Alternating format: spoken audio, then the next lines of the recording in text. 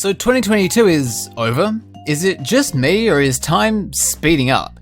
It doesn't feel like it's been 12 months since the last time I did one of these videos, but I guess my calendar hasn't lied to me before, which means it must be that time again. So every year I like to recap and talk about all the games I played, because I don't always get to share my thoughts on them or make videos on them or whatever. I play a lot more games than I probably let on, which makes sense, it's my favourite hobby. But yeah, I played a lot of games this year, a lot of great games actually, so I'm ready to get stuck into talking about them. But before I go any further, I just want to clarify the one big rule. This video is called Best Games I Played in 2022, but that doesn't necessarily mean that every game I talk about was released in 2022. The rule is that I just have to have played the game for the first time in 2022, so there's going to be a good mix of games that were released this year and games that were released in earlier years, but they're all games that I played for the first time in 2022. Also, there's no significance behind the order I talk about the games in. They're not ranked from best to worst or anything like that. They're just in the order I played them in. And I think that's everything, so I guess we can get started. So the first game I want to talk about is Pokemon Legends Arceus. Now, an open world Pokemon game is something that many people have wanted to see for a long time, myself included, and Legends Arceus did not disappoint at all. The gameplay was addicting. I loved exploring and discovering new locations and finding new Pokemon. It was actually exciting when you found a Pokemon you hadn't seen before. And it was also really thrilling when you came across a Pokemon that was too strong for you. Like, I have a very vivid memory of getting demolished by that Alpha Rapidash early on in the Obsidian Fieldlands. That's a memory that's going to stick with me, and nothing like that happens in Pokemon. You never get overwhelmed like that so early on in the game. It was such a unique Pokemon experience. I actually wanted to actively try to complete the Pokédex in this game, which is not something I've ever attempted in previous games, and I followed through and actually did it. I think because this game doesn't have a million Pokemon in it with version exclusives and all this trading and Pokemon Home bullshit required, it was actually an achievable goal this time round, which is why I was determined to do it, and I followed through and did it, and I really enjoyed it. I also enjoyed the fresh take on the battle mechanics, which was a nice change of pace from what we're used to. It simplified many aspects of battling, like there are no abilities, move pools are smaller, there are no held items. It makes it more approachable, I guess. I don't know, it was just a nice change of pace, and having like the agile and strong styles to change up like the speed and the pace of the battle, it was just a really unique way of battling with Pokemon. It was just nice to have, I guess, a different way of battling. I don't know if that makes sense, but like I'm so used to the traditional style of battle that having it work differently it was strange at first, but once you got used to it, it was really enjoyable. The game also has a brilliant atmosphere, like the music is amazing, the location is amazing. It's just like the vibe of exploring the Hisui region was, I'm gonna say euphoric, or maybe even like magical. It was such a vibe. It was like calming and relaxing, but it was also like exciting and interesting. And I personally really enjoy like lore and exploring things like ruins in Pokemon games and just going out and seeing what I can discover. So all of this stuff is like perfect for me. It's right up my alley. The story was okay, but to be honest, it's not really the main appeal. It falls into the same trap as the main Pokemon games, where it sort of rinse and repeat the same goal over and over until the story finale. So like in the main games, it would be collecting gym badges, you do that 8 times and then you're done. In this game, it's quelling noble Pokemon, it's kind of the same thing. So yeah, the story isn't amazing, but you know, it's good enough to keep you interested. It was also really cool to see the different locations in Hisui that later became locations in Sinnoh.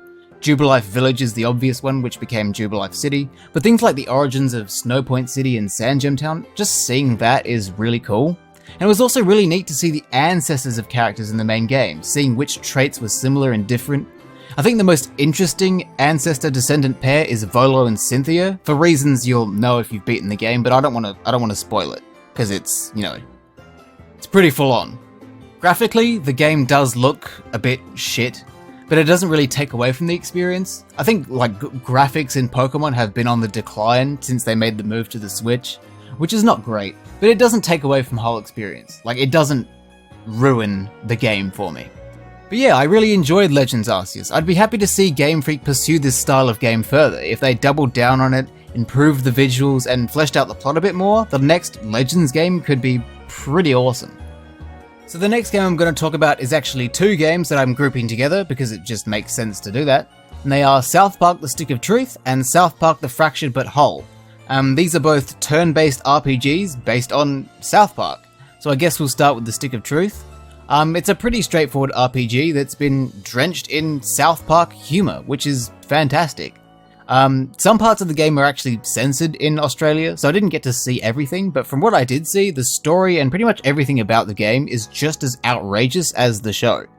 And I can only describe the experience as an interactive episode of South Park, which is pretty much exactly what you want from a game like this. I was very impressed with the amount of customization options. I guess it's easier to implement with South Park's art style, but you can really make your character look like whoever you want. The battles were fun. A lot of the battle strategy comes from the effects you apply to your weapons, I found. I chose to play as a thief because I always love playing as thieves and archers and rogues in these types of games, and I found that my preferred strategy was to afflict enemies with bleeding and burning and occasionally gross out. So I basically relied on residual effect damage rather than pure power, and it was really fun to do that. But there are definitely other ways you can play the game, like it's not restricted to a single style, you can pretty much play however you want. But the most important thing is that the game was hilariously outrageous, and that's pretty much all you want with any South Park media. Pretty much everything I just said also applies to the Fractured But Whole, but I actually like the battle system in this game better because the grid format makes for some more interesting and complex battle strategies, which I really enjoyed. And I definitely prefer the class system here over the Stick of Truth. There are lots of different combinations you can make, and less of an emphasis on gear as well. There are also some fun mini-games sprinkled in all over the place, which is also the case in Stick of Truth, and just like Stick of Truth, it's like playing through an episode of South Park, which is pretty much all you want. Both games are incredible, but I have to say that I liked Fractured But Whole more than Stick of Truth. The battle system was just much better, and there was a greater variety in characters and playstyles. Fractured But Whole also has better customization options overall, I think. But yeah, I really enjoyed my time with both games. They're absolutely hilarious. Like I said, they're basically playable South Park episodes, and they're littered with Easter eggs and references to the actual show. This is the sort of game where you wouldn't really buy it for the gameplay, you'd buy it for the iconic South Park art style and comedy, and they both really deliver on that front. Next up is Fire Emblem Echoes Shadows of Valentia. Now this is a 3DS game, meaning I can't actually capture footage from it, so you're probably looking at footage from Fire Emblem Three Houses. So, sorry about that. Now I think this game is a remake of a very old Fire Emblem game. I'm not actually sure, but if it is, that would explain a lot, and it would explain why I think some of the things I do. Because my favourite Fire Emblem games are Awakening and Fates, mainly for how the battle mechanics work, not so much the story, because the story in Fates is shit. But yeah, those two are my favourite Fire Emblem games to play, and Echoes plays very differently and took some getting used to. It's still enjoyable, it's still Fire Emblem, but it was just really, really different. I think it's mainly down to how weapons and skills work, because they're very different to what I'm used to, and that kind of like caught me off guard. Also, the class system is very different from what I'm used to as well. It was just a lot to sort of wrap my head around and get used to all at once. It's just not what I expected, but it's still enjoyable to play. The game is very well presented, the artwork is amazing, I love how each character's lines are fully voiced. I like how the alternate stories between the two main characters, Alm and Celica, are integrated into the same route, because other Fire Emblem games with multiple stories or lead characters have the game split off into different routes, requiring multiple playthroughs to experience them all. Fates did that, Three Houses did that, but Echoes integrates them together so you can experience everything all in one go, and I like that. Yeah, that's kind of all I have to say about it. It's very different to the Fire Emblem I'm used to, so I can't really say that it's better than Awakening or Fates for me. I think I prefer Awakening and Fates still, but it's still an enjoyable game, and I definitely recommend it if you like Fire Emblem. So next up is New Super Mario Bros. U Deluxe. Now I started playing this game with my little brother, who's 6, he's got a Switch and he's starting to get into playing video games himself. But I enjoyed it so much that I bought a separate copy to play myself. Which is not something I ever thought I'd do. I've always thought that if you've played one 2D Mario game, you've played every 2D Mario game. They all kind of seem so similar and kind of samey. But after playing this game with my little brother, I was proven wrong and decided to buy it for myself. It is fun, it's not too challenging, but it's challenging enough to keep you interested and make you want to keep playing. But it does sort of fall into that trap of being pretty much exactly the same as every other entry in the 2D Mario scene. I don't know, it's just kind of running and jumping to the right, and even like the world themes follow the same pattern every time. Plains, desert, water, forest, ice, mountain, sky, and lava. It's kind of the same thing every time, but still, It's a very enjoyable game and definitely more challenging and demanding than I remember 2D Mario being, so it was definitely a plus. But yeah, overall, very simple but fun game.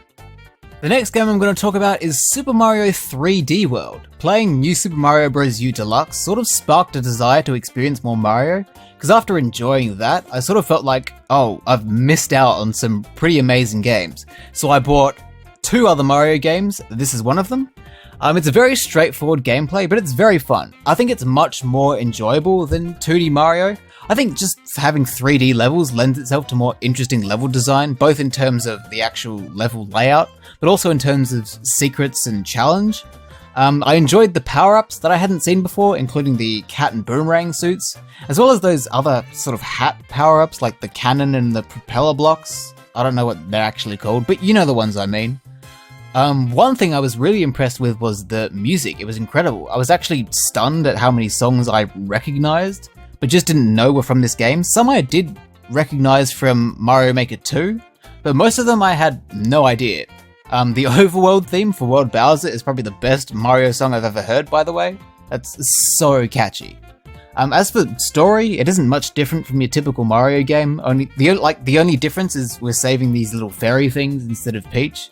And the world themes are a bit generic, but that's common in Mario games. It's the same in 2D Mario, it's the same deal here. They kind of reuse the same level themes and they're not really that interesting. But yeah, it's overall a very fun and chill game. I really like the 3D gameplay. I think it's so much more interesting for Mario than 2D, and I really enjoyed it. Next game I want to talk about is Super Mario Odyssey. Now, despite not being that interested in Mario initially, Odyssey was always a game I did want to play, simply because the public reception of it was so thunderously positive. It was pretty hard to ignore, so I eventually caved and gave it a go. I really love the movement in this game. It's very satisfying, it's very flexible and, I guess, free. You can combine lots of different moves to pull off some cool jumps and maneuvers. I don't know, I love the flexibility of the movement, it's so satisfying. Controlling enemies and characters using Mario's hat is a cool gimmick. I expected it to be kind of lame, like, oh, you take control of a Goomba, and the other Goombas don't attack you, and that's sort of it. But no, there's some really creative and unique uses of this gimmick. And there's some really memorable ones, like the dinosaur, that comes to mind, and Bowser at the end of the game, it's really cool. It was just a really cool gimmick. I didn't expect to like it so much. Usually gimmicks are pretty bad, but in this game, it was fun. I loved exploring the levels and looking for moons. Moons are a very satisfying collectible, and I was blown away by not only the sheer quantity of them, but how many are so well hidden. So I made the effort to go out and find as much as I could without the use of a guide, and yeah, it was really fun to go moon hunting. Having the classic 2D retro sections was pretty cool. As simple and basic as they are, they shake things up every so often, which was cool, and it's nice to see a throwback to the series' origins. Mario himself is very expressive in this game, which sort of caught me off guard. I never thought of him much as a decent character. I always found him kind of boring, like not really having much of a personality, being very one-dimensional and all that, which I guess is common amongst Mario characters, but still. But in this game, he's actually really expressive and kind of adorable. I don't know, it made me like him more than I guess I used to. It's not that I hate Mario, I just think he's kind of boring as a character. But in this game, he actually, you know, he showed off a personality, which is not something I've seen him do before. The game's soundtrack was incredible. There were so many memorable songs. I think Steam Garden is probably my favorite, but yeah, the soundtrack was phenomenal. I also really liked Luigi's Balloon World. It's really fun. It's sick finding cool hiding spots for your balloon. It makes you feel like a pro if no one can find them and pop them. I know it's just sort of like a side mini game. It's not really a main focus of the game, but I still really enjoyed it. But yeah, this is definitely the best Mario game I've ever played, and probably one of my favorite games of all time, to be honest. I enjoyed it so much I went as far as to 100% complete it, collecting every single moon, getting every single capture, even buying every single costume. It was a situation where I simply just didn't want to stop playing the game. I wanted to see more of it, I wanted to keep going, I didn't want the experience to end. And I think that's a sign of a good game. Next up is The Legend of Zelda Breath of the Wild. Now this is a very similar situation to Super Mario Odyssey in that I bought this game because the hype around it was so enormous that I just couldn't ignore it. I caved and just had to see what this game was all about. And yeah, it was very impressive. The gameplay was pretty fun. I loved exploring the vast, expansive world. The world is absolutely enormous. and it's so much fun just wandering around and exploring and just seeing what you can find. I think they're called rune powers, so the bomb, magnet, ice, and time powers are all really cool. They sound kind of, generic and boring when you say them out loud like that, but when you're actually playing the game and using them, it's really fun. Like, there are so many different creative ways that they use these powers, I was kind of blown away by it. I loved the shrines. They provide some really cool opportunities to tackle some tough puzzles, and they actually make you think, which is good. I think my favourite shrine was the Stranded on Eventide Island shrine. That was very unique and memorable and was really fun. The art style of the game is beautiful. The ambient music is beautiful as well. The combat is actually good, which for some reason I wasn't expecting. I don't know why I didn't think the game would have good combat. To be honest, I didn't even think it would have combat at all. For some reason, like The Legend of Zelda, I don't connect that with combat in any way. I just sort of think of like temples and puzzles. Combat doesn't really fit in, if you know what I mean. But yeah, the combat is really good, which I wasn't expecting. And the boss fights, especially in like the Divine Beasts, they're very well done. And I think the Divine Beast levels in general were just very memorable and just awesome to play through. So yeah, I was sort of enthralled and captivated by this game from start to finish. It was an amazing experience, and I can't wait to play the sequel, Tears of the Kingdom, whenever that comes out. I can't remember, but I'm pretty sure it's soon.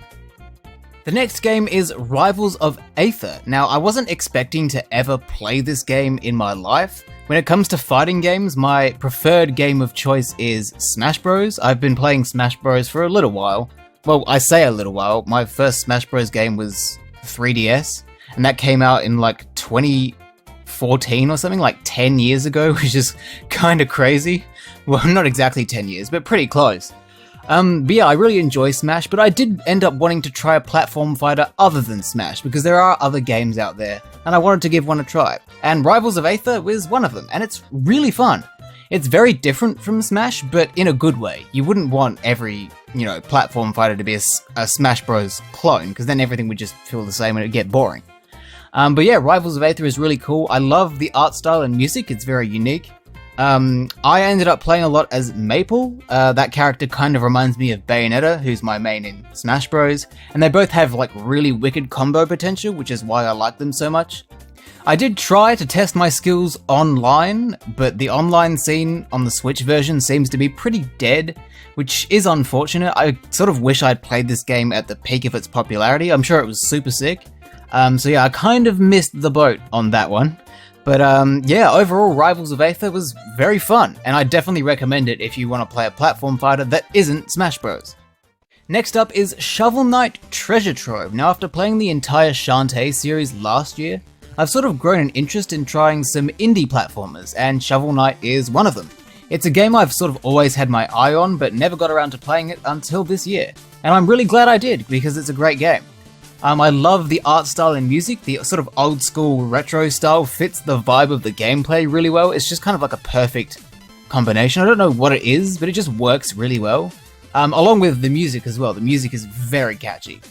I love the treasure system in this game. I think it's a really good take on the whole live system because it combines the game's currency with the lives, which means if you die, you lose currency. So you're losing something valuable when you die, which means it's like a real punishment if you fail, instead of just losing a life, which you can gain whenever you want. I really love that system, and I wish more games would do stuff like that. But yeah, it's good to see that an indie game is pioneering the new live system. I really like it. I was sort of impressed with how many different types of knights they came up with. It's kind of, props to the creative team, because I would not have been able to do that. But yeah, it's a very good platformer. It's a bit lacking in terms of like story, but for what it is, it's very well made, and I really enjoyed it.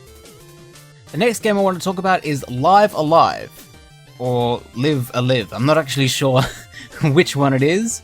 But yeah, I was interested in playing this game because it reminded me of Octopath Traveler, which is also a game I really enjoyed. I understand that this game is a remake of an SNES RPG from the early 90s that was only released in Japan. So that's cool. Much like an Octopath Traveler, the HD 2D pixel art style is just beautiful. I love that art style so much, and I wish more games would use it because it's just absolutely amazing. This game is split into multiple stories. I played them in chronological order, except for the chapters that require the first 7 to have been beaten first. But yeah, they're all very unique and have different spins on the gameplay, which I really love. Some are standard RPGs like the Prehistory chapter and the Imperial China chapter. Some are puzzle-based like the Wild West chapter. Some are exploration-based like the Twilight of Edo Japan chapter and the Near Future chapter. Some are survival-based like the Distant Future chapter. They're all quite varied in themes and vibes. If I were to rank them from best to worst, I'd say the best is Twilight of Edo Japan, followed by Wild West, then Imperial China, then Prehistory, then the final chapter, then the Middle Ages, then the Distant Future, then the Near Future, then the present day. I really love Twilight of Edo Japan, that one's my favourite, because there's so many different approaches. Well, I say so many different, there's two. You can do the pacifist run where you use stealth to get by without killing anyone, or you can just go in guns blazing, or shurikens blazing. But yeah, I really liked that aspect of the gameplay, and also it's just a really cool theme, like the whole ninja feudal Japan theme. It's just really cool. Present day for me was the weakest because it's built like a standard fighting game, which is fine, there's nothing wrong with that, but it's kind of just fight a bunch of enemies and that's it. You know, there's no decent story, there's no cool themes, nothing like that. It's not really like interesting compared to the other chapters. It's really lacking. But yeah, overall, it's an extremely fun game. I like the way that each chapter is totally unique in terms of story, setting, and gameplay. It means the game never got boring. The only drawback is that some stories felt very short and in a way unfulfilling. I particularly felt that with like the Imperial China chapter. I wanted to see the disciples grow a stronger dynamic between each other and see them fully fleshed out as characters. Part of me wishes that Live Alive was a series of full games, with each game focusing on one of the stories, including their unique settings and gameplay aspects, with the series ending with a final title that wraps it all up in the final chapter in the Dominion of Hate. I think that would be really cool. It's kind of a shame that they're sort of all jam-packed into one game, because it kind of takes away from what could be really interesting stories, and they are interesting as they are, but I feel like they could be expanded upon. But yeah, I really enjoyed the game, and I would totally recommend playing it to anyone who's even remotely interested in RPGs. Next up is Splatoon 3. Now, I really enjoyed playing Splatoon 2 for the first time last year, so it would only make sense for me to be really interested in playing Splatoon 3, so I did. I started with the demo, which involved taking part in my first ever Splatfest, which I really enjoyed. It felt like a really fun and wholesome event with a brilliant in-game atmosphere, and it was just great playing the game while also feeling like part of something larger than just the online matches. It was a real community-driven thing, which was really cool. I was Team Scissors, by the way, shout out to Big Man. We didn't win, but we put up a good fight. The story mode is just okay. It wasn't anything special, but it wasn't bad. I really liked the actual gameplay of the story mode, the challenges were really cool. But as for the plot and the whole setting, it was just, kind of whatever. But the final boss I did think was really awesome thematically. In a way, it reminded me of the final boss from Sonic Adventure 2, where you're fighting a big monster up in space, and you're teaming up with the bad guys. That was kind of cool. But the rest was just okay. Gameplay-wise, the whole of Splatoon 3 feels like an expansion of Splatoon 2. It's pretty much exactly the same gameplay, but it's adding new weapons and new techniques, while maintaining the same amount of fun, addicting gameplay. It honestly just feels like an enhanced version of Splatoon 2 with a lot of cool new features. It's great fun. Now this next game is a game I've been dying to play for about 5 years, and that's Bayonetta 3. Before I get into talking about the game itself, I just want to say that this is my favourite look for Bayonetta. They seem to get better with each new game. I really love the design in Bayonetta 2, but I think this one is my favourite. The new voice actress for her takes some getting used to, but she does a really good job as well. But as for the gameplay, it's really good. The combat feels amazing, but you expect that from Bayonetta, so of course the combat feels good. Demon Slave is very fun to use. It's just so cool being able to control a giant demon. The ones we've seen in the cinematic climaxes in the other games, being actually able to control them is so amazing. But sometimes I feel like it takes up a bit too much of the spotlight. Sometimes I just want to do some classic Bayonetta ass-kicking with cool combos, and Demon Slave does sort of take away from that, but it's still very fun to use. Jean's stealth chapters are really fun. It's cool that they're giving Jean a more important role in the games other than, dying and then being absent for most of it like she was in 2. It's a cool mix-up for the gameplay of the stealth chapters. It's very unique and very sort of not Bayonetta at all, but it's really fun still. I like that the chapters are generally more open. There's some more open worldish stuff going on, some more exploration, which is really cool. Viola is a really cool character. You expect her to be a hardcore punk sort of character, but she's just a massive dork. I love that. Her gameplay takes some getting used to. It's really weird having to parry to activate Witch Time. But, once you get used to it, it's fun. But yeah, the game really is non-stop action. It's so exciting constantly, it never slows down. It's always fun as well. The fights for the Chaos Gears are always unique and just amazing. They're so ridiculous as well and over the top, which is exactly what you want from Bayonetta. One fight was a Godzilla-style fight in a city, one fight was a bath, another fight was a concert. They're all really memorable fights. I think gameplay-wise, this is the best Bayonetta game. Not to say that the gameplay in Bayonetta 1 or 2 is bad, they're both really amazing games to play. But I think in Bayonetta 3, the gameplay is just... it has that extra level with the Demon Slave and the stealth chapters and Viola. It's just it has more to offer. And I think it's a step above 1 and 2. But they're all amazing games, but yeah, I really love this game. Also, it has the best soundtrack in the series, I've decided. Also, just before I forget to mention it, the story was great, right up until the very end. I don't know why they ended it like that. I really don't like that ending. Everything was going so well until right at the very end. And I don't really know how to feel about it. But if they do a Bayonetta 4, I hope they don't continue on from the end of Bayonetta 3. It just wouldn't be right to, for reasons I'm sure you'll understand if you know how the game ends. But yeah, apart from the ending, I think Bayonetta 3 is definitely better than the first 2 games and a really enjoyable experience. Next up is Sonic Frontiers. Now I went into this game very nervous, because the chances of a Sonic game being good or bad these days is pretty much a coin flip. It's either going to be really bad or really good. And thankfully, Sonic Frontiers is really good. The open world and combat is very unusual for Sonic, but it actually works really well, which I wasn't expecting. I have a very vivid memory of fighting that first giant enemy in the first island, and it's super cool. It's kind of strange that the open world and combat is the main appeal, because it's sort of the opposite of what Sonic is all about. Sonic is all about pretty much running in a straight line and going fast, but in this game the best part is taking your time to explore and going in any direction you want, and it's really strange. The combat is great. I mean, it's nowhere near as good as combat in Bayonetta, but it's actually really good. Yeah, I can't believe I'm saying this, but the open world and combat are like the 2 best things about this game. There's also the cyberspace levels, which is just, revisiting old levels from older games. They're fine, but I genuinely think they're like the weakest part of the game, which probably isn't a good thing, since they're the most traditionally Sonic part of the game. I don't know, it's kind of weird that the best part about Sonic Frontiers is everything that's not Sonic related. Maybe that's a lesson for Sonic Team, is to go in a completely different direction. I don't know, but overall, it's a very fun game. One of the better Sonic games out there, I think. It gets a little bit repetitive towards the end, and it has a few physics and graphical issues, but overall, it's a very solid game. The final game I'm going to talk about is Pokemon Scarlet and Violet. Now, these games are a dumpster fire, but they're like the best dumpster fire I've ever played. It's the most bizarre experience playing this game.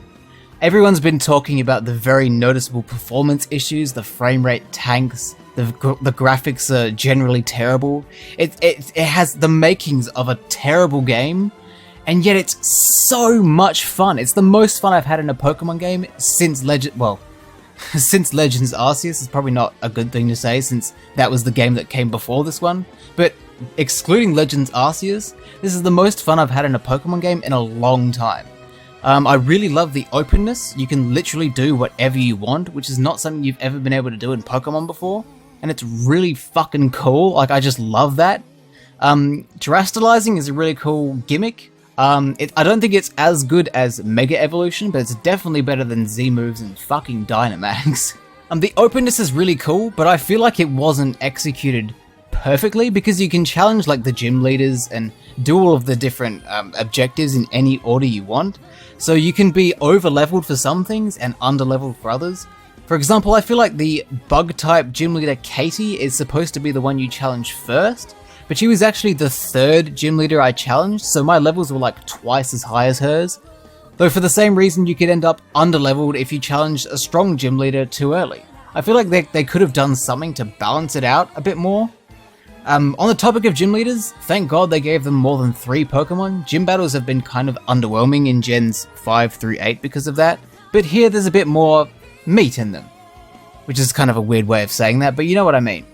I love the characters, Nemona, Arven, and Penny. They're all really cool. The way they interact is just amazing, and their own individual storylines are very interesting. Especially Arven's. I really love Arven. I really love his story. It's probably the best one out of the 3. And the finale of the story in Area 0, where Nemona, Arven, and Penny all join up with you, and the whole time machine thing and the truth about the professor, honestly, it's an incredible finale to the story. I feel really bad for Arven, but yeah.